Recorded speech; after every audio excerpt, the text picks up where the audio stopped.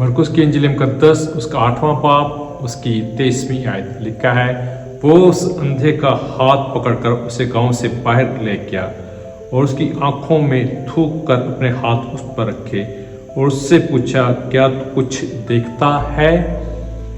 हाथ पकड़ा और उसे गांव से बाहर ले गया। अपना हाथ पकड़ा, वो आपका हाथ पकड़ना चाहता है ताकि आपको जो है गुनाह की ज़िंदगी से बाहर ले जाए। वो आपका हाथ पकड़ना चाहता है ताकि आपको उन मुनाजिर की तरफ ले जाए जहाँ पर बरकत है। वो आपका हाथ पकड़ना चाहता है इर्द गिर्द आपके जो दुश्वारियाँ हैं उनसे निकालने के लिए। वो आपका हाथ पकड़ना चाहता है ताकि आपको रास्ता और राह दिखाए। वो आपका हाथ पकड़ना चाहता है ताकि हर मुश्किल में वो बताए, मैं तेरे साथ हूँ, तुझे डरने की ज़रूरत नहीं है।